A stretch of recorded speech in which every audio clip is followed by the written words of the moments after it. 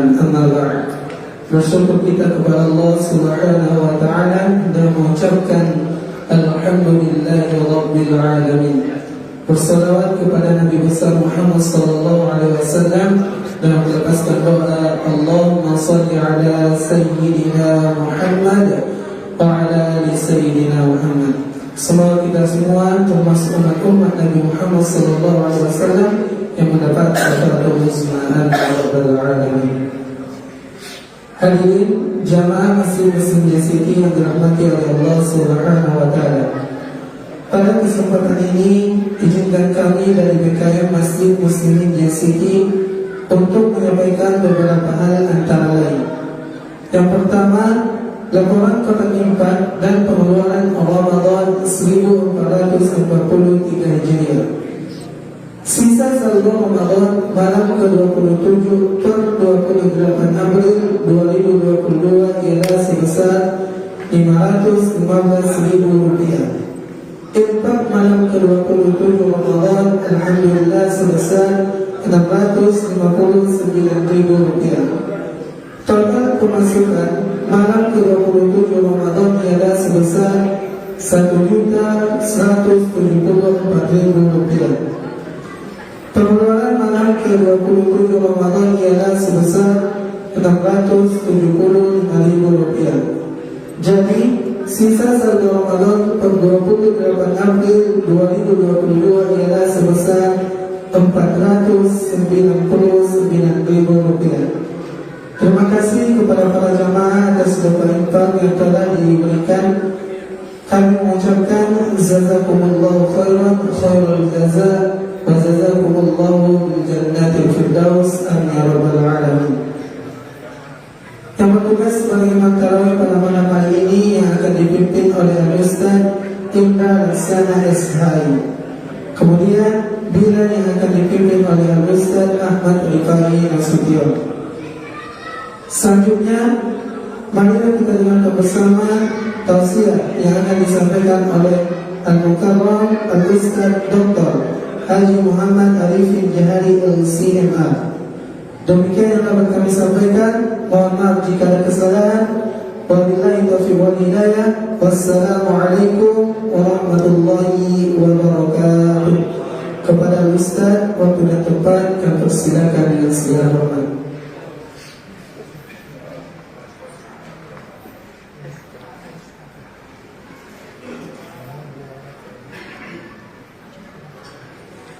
Bismillahirrahmanirrahim. Assalamualaikum warahmatullahi wabarakatuh. Alhamdulillahi rabbil alamin atas segala nikmat dan karunia Allah Subhanahu wa taala. Allahumma salli wa sallim wa barik ala sayyidina Muhammad wa ala alihi wa ashabihi ajma'in. Semoga kita mendapatkan syafaat Sayyidina Muhammad sallallahu alaihi wasallam. Bapak, ibu-ibu, saudara-saudari jamaah salat Isya dan salat tarawih yang dirahmati dan dimuliakan oleh Allah Subhanahu wa taala. Banyak amal yang telah kita lakukan dari mulai awal Ramadan sampai hari ini. Amal-amal tersebut akan dilihat bukan di awalnya. Amal tersebut tidak dilihat di tengahnya, tapi amal tersebut dilihat di akhirnya. Innamal a'malu bil khawatimi, kata Sayyidina Muhammad sallallahu alaihi wasallam. Amal itu dilihat di akhir. Baik di ujung, baik amal. Buruk di ujung, buruk amal. Alhamdulillah masjid kita masih tetap ramai, walaupun tidak seramai malam pertama atau tidak seramai di minggu-minggu pertama Ramadan, tapi alhamdulillah masih ramai. Ini menunjukkan akhir yang baik dari bulan Ramadan. Banyak amal yang kita lakukan. Di siangnya kita puasa, di siangnya kita membaca Al-Quran, selanjutnya di malamnya kita qiyamul lail, kita tetap juga membaca Al-Quran, berzikir, beriktikaf dan lain sebagainya. Tetapi Bapak Ibu yang rahmati Allah, harus kita perhatikan bahwa amal itu ada dua macam. Cara kita melihat amal, cara kita melihat taat yang ada pada diri kita, cara kita melihat ibadah yang dilakukan itu ada dua macam. Dan dua macam ini menunjukkan tingkatan pada amal. Dan nanti kita lihat kita berada di mana.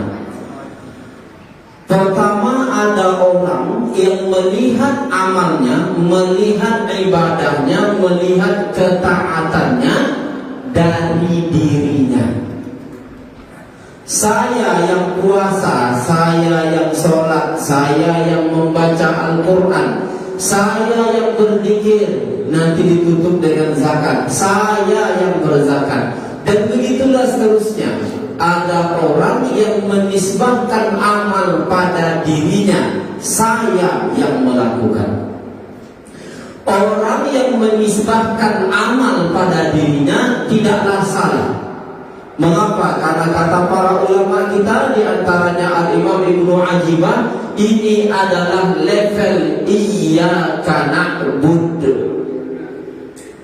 Iyyaka na'budu. Hanya kepada Engkau ya Allah kami menyembah. Penyembahan dinisbahkan kepada kami, kita yang melakukan sesuai dengan Al-Quran. Iyyaka na'budu, kami yang melakukan penyembahan, kami yang beramal, kami yang taat. Tetapi jangan dilanjutkan sebagaimana syaitan melanjutkannya. Apa kata syaitan? Ketika amalnya banyak, ketika amalnya tinggi, ketika amalnya bahkan menandingi para malaikat, para pembesar malaikat Allah, dia nisbahkan amal pada dirinya, lalu dia tertipu dengan penisbahan itu. Ada orang tertipu dengan penisbahan amal pada dirinya. Aku yang sholat, aku yang puasa, aku yang zakat, aku yang berzikir, aku yang i'tikaf, aku yang membaca Al-Quran. Dan begitulah seterusnya. Pada akhirnya dia mengatakan aku sudah baik, atau bahkan aku lebih baik daripada orang lain. Dia di malam seminggu terakhir saja pergi ke masjid. Aku dari awal sampai akhir terus pergi ke masjid. Kalau seperti itu, siapa yang lebih baik? Aku lebih baik daripada dia. Tertipu dengan penisbahan amal pada diri.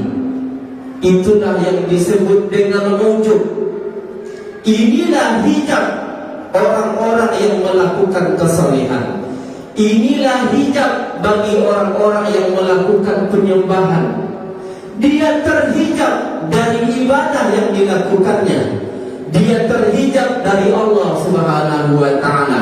Bahkan dia tersesat oleh karena penisbahan amal pada dirinya.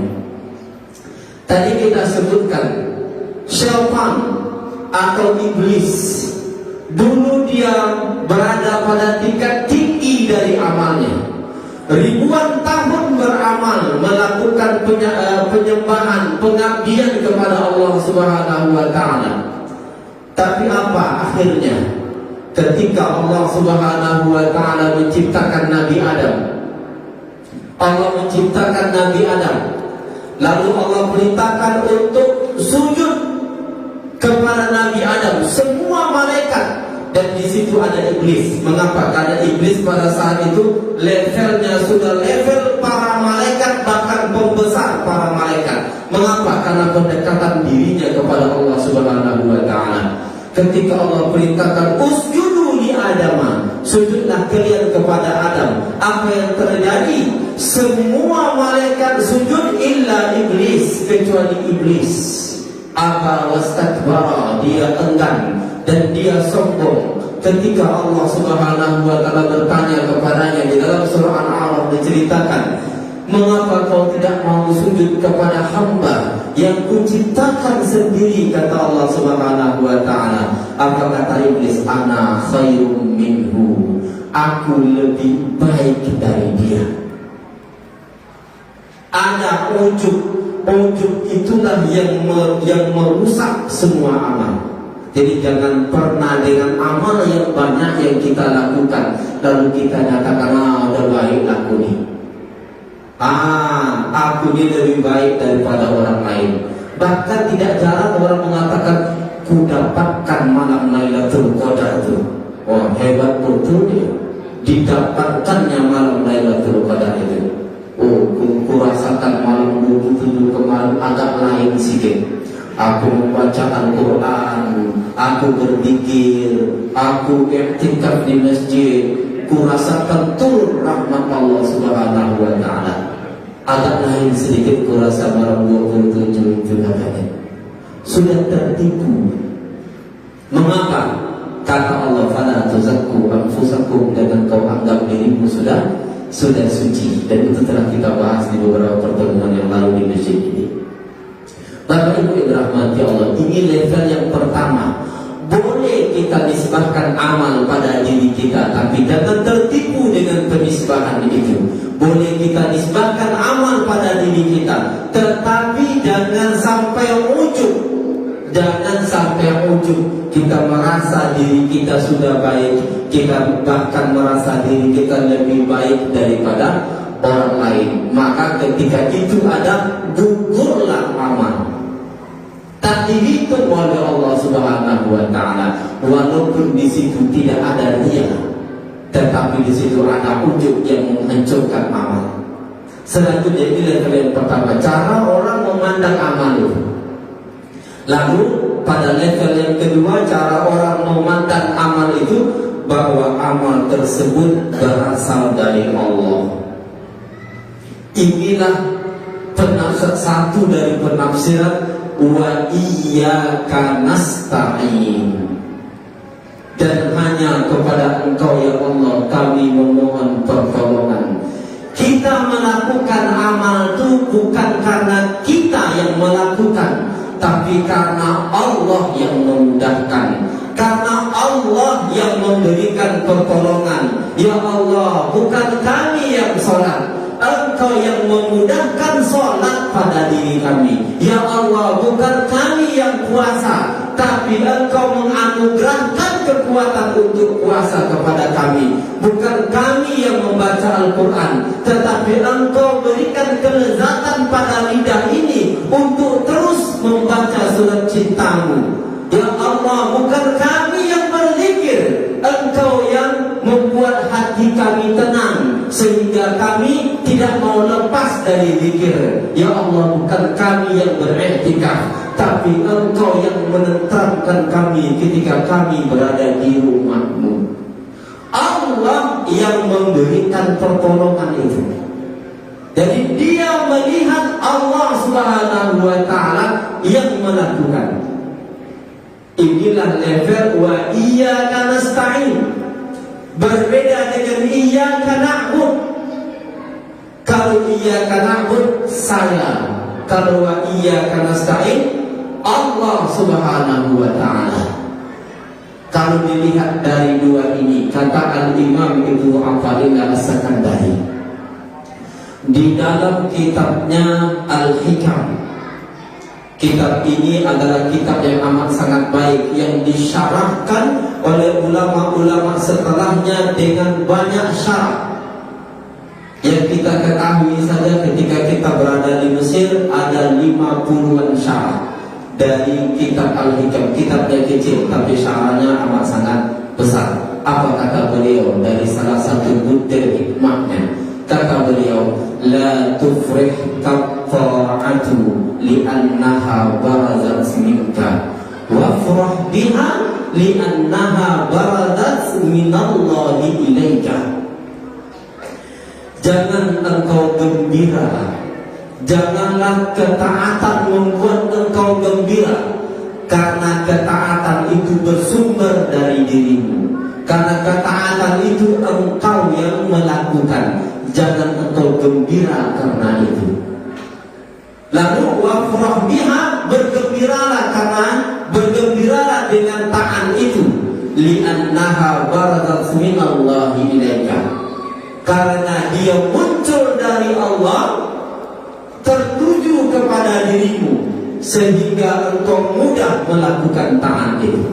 Jadi bergembiralah karena taat, bergembiralah dengan taat karena Allah yang menganugerahkan taat. Bergembira karena itu. Dan ungkapan ini bukan tanpa alasan, karena banyak orang yang anti dengan kitab Al-Hikam. Orang yang anti tasawuf pasti anti dengan kitab Al-Hikam. Apa itu kitab Al-Hikam? Itu tak betul itu. Al-Quran yang betul. Memang Al-Quran betul, tapi jangan dikatakan yang lain tidak betul. Lalu Al-Imam Ibnu Athaillah As-Sakandari menukil ayat Al-Quran. Apa kata beliau? Qul bifadlillahi wa birahmatihi fabidzalika falyafrahu. Ayat Al-Quran yang dinukilnya surat Yunus. Qul, katakanlah, bifadlillahi wa birahmatihi, berkat karunia Allah, berkat rahmat dari Allah Subhanahu wa taala, fabidzalika falyafrahu, karena itu bergembiralah. Jadi kita bergembira berkat apa? Berkat karunia Allah. Kita bergembira berkat apa? Berkat rahmat yang Allah berikan. Karunia amal pada diri kita Allah yang memberikan. Rahmat yang diturunkan oleh Allah pada diri kita, sehingga kita lezat dalam melakukan ketaatan, Allah yang memberikan. Fabidzalika falyafrahu, kata Allah Subhanahu wa taala. Berkat itu, berkat karunia itu, berkat rahmat itu, bergembiralah. Maka nanti kalau ada orang bergembira ketika Ramadan selesai, jangan disalahkan. Kadang-kadang banyak orang tak perlu kalian bergembira, Ramadan telah berlalu. Mengapa? Karena sesuatu yang istimewa telah berlalu. Dia bukan gembira Ramadan berlalu, tapi dia bergembira karena Allah anugerahkan pada dirinya melakukan banyak ketaatan di bulan Ramadan, dan itu berkat dari karunia dan rahmat Allah Subhanahu wa taala. Tapi sayangnya banyak orang gembira puasa tidak, sholat tidak, zakat tidak, apapun tak lakukannya. Pas raya dia itu raya, pas raya dia juga bergembira. Ini orang yang tertipu dengan Idul Fitri.